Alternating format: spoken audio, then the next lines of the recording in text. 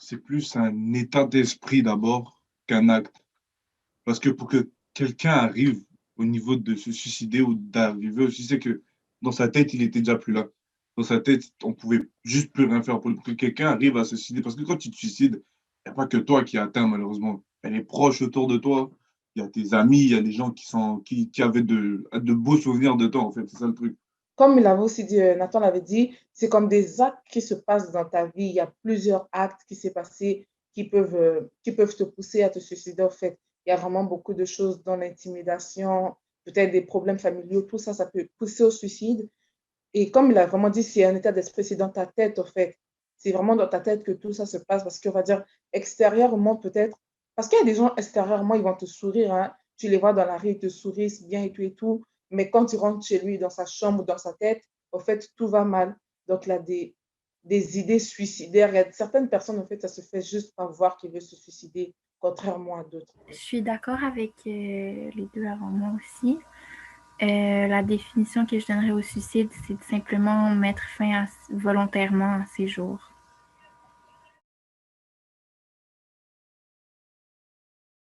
Pour ma part, je pense que oui, ça se prévient et oui, ça se voit. Pourquoi ça se voit? Parce que même si la personne elle peut paraître la meilleure devant toi, dehors, il peut sourire comme je ne sais pas quoi, il y a un moment donné, il y a toujours un moment donné où la réalité finit par nous rattraper. C'est juste qu'il faut être plus attentif que d'autres. Il y a des gens que je connais déjà, des gens qui sont capables de savoir quand tu vas pas bien. Il a pas, même si tu auras beau faire tout un spectacle, jongler, il va te regarder 30 secondes et te dire que ouais, toi, tu ne te sens pas bien.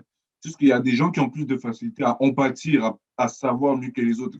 Et prévenir le suicide, c'est vaste en fait. Ça veut pas juste, quand on dit prévenir le suicide, ça veut pas juste dire, OK, oh, cette personne, on sait qu'elle va se suicider, il faut tout faire pour elle. Non. C'est ce que tu vois quand quelqu'un va mal, le fait peut-être d'aller de plus lui donner d'attention, de plus lui parler, de plus traîner avec lui, sans forcément te dire que tu fais ça pour prévenir le suicide, mais d'être plus là pour la personne. Mais quelque part, tu préviens son suicide parce qu'elle se dit qu'en fait, ouais, c'est qu'il y a encore des gens qui comptent sur moi et encore, quelle que soit la situation dans laquelle cette personne passe, rien que le fait de lui parler ou d'être avec cette personne, bah, tu le sais, en fait, ça se voit. Même si quelqu'un, si on dit qu'il va se suicider, il a presque plus envie de rien faire.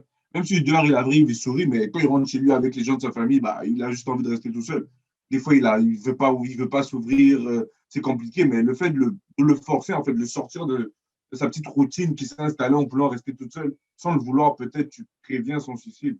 Sans le vouloir, peut-être tu t'ajoutes un plus à sa vie, en fait, sans t'en rendre compte. C'est là que moi, je vois toute l'expression, genre, prévenir du suicide, en fait. C'est que la personne qui a peut-être un problème soit capable de plus s'ouvrir, ou les gens autour de cette personne sont capables de faire en sorte que cette personne s'ouvre plus, en fait. C'est un ou l'autre. Parce que sinon, il y aurait plus de cas de suicider que ce qu'on voit, si ce n'était pas possible. Euh, je garde sur le fait qu'on peut prévenir ça. Il y a des petits signes qui peuvent nous indiquer justement si une personne dans notre entourage se sent moins bien ou quelque chose comme ça, si elle se renferme sur elle-même, qu'elle n'a plus nécessairement les mêmes réactions auparavant. Ça peut être un peu spécial dit comme ça, mais peut-être qu'il y a quelque chose qui avant lui apportait beaucoup plus de joie. Donc, si tu vas lui proposer cette activité, il va avoir une moins grosse réaction de plaisir de sa part ou quelque chose. C'est important d'emmener les personnes à accepter aussi ce qu'ils vivent, que c'est normal de ne pas toujours se sentir à son meilleur euh, tout le temps, puis que c'est normal de vouloir en parler, puis de vouloir aller chercher de l'aide aussi.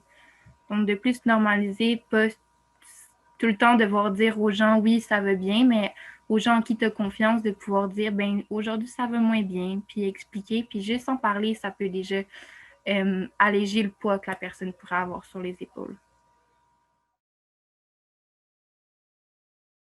Moi, je suis totalement d'accord. Le suicide n'est pas du tout une option. Quel que soit le problème, quel que soit l'événement qui vous arrive, ce n'est pas une option de sauter la vie. Moi, je suis complètement d'accord avec Monica. Je crois pas que le suicide soit une solution à quoi que ce soit. Je pense justement qu'il emmène des problèmes à la suite pour l'entourage et pour le reste. Je pense que la solution, c'est toujours de travailler sur ces problèmes et d'essayer de les régler. Et non pas juste de faire « OK, c'est fini, c'est tout », alors qu'il y a moyen d'aller mieux et de s'en sortir. Se lever et se battre. Il n'y a rien d'autre. Parce qu'il y a une phrase cette phrase, je l'ai vue dans un dessin animé et c'est une phrase que j'applique beaucoup. C'est une phrase qui dit que ce qu'il y a de magnifique avec quand tu touches le fond, c'est qu'au final, tu n'iras toujours pas remonter. Toujours, quel que soit ce que tu feras ou ce que tu diras, mais que toi-même tu le décides ou pas, ce qui est sûr que quand tu touches le fond et quand tu es même plus bas que fond, c'est sûr et certain que tu finis par monter. C'est sûr et certain. Ce que Nathan a dit, c'est vraiment vrai, mais pour pouvoir se relever, parce qu'une personne suicidaire, on va dire, la personne suicidaire n'a pas des idées claires, parce que si tu avais des idées claires, tu n'aurais pas envie de te suicider. Donc oui, la personne doit se relever, mais pour se relever, je veux dire, déjà la personne doit accepter ça, parce que faut d'abord que tu acceptes, oui, je veux me suicider. Après, il faut aussi que tu l'avoues aux gens. Il faut que tu l'avoues aux gens autour de toi et ces gens-là peuvent t'aider chacune de sa manière. Parce qu'on va dire, chaque personne a sa vision de voir la vie, sa vision de voir n'importe quoi. Donc, chaque personne peut t'aider à sa manière. Et si tu vois que tu ne veux pas en parler à des gens autour de toi, il y a tellement de ressources. Il y en a même dans nos agendas, il y en a sur Internet, il y en a partout. Tu peux aller taper et même sur ces ressources-là, c'est anonyme.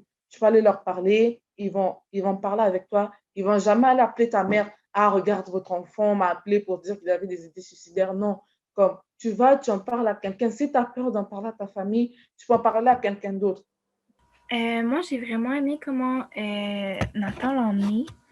De se focuser, ça serait pour moi de se focuser par un petit peu à la fois. De ne pas se culpabiliser parce qu'on n'en a pas fait assez ou on n'a pas fait ce qu'on voudrait ou on essaie de faire juste les petites actions puis d'être content d'avoir réussi à faire les petites actions qu'on n'était pas capable de faire hier ou avant. C'est toujours garder espoir, de ne pas voir le suicide comme la ligne de fin, mais de voir de le combattre comme étant la ligne d'arrivée, de vouloir justement surmonter ça, puis de sortir de ces idées noires qu'on avait ou de cette de où ce qu'on était. Pas bien.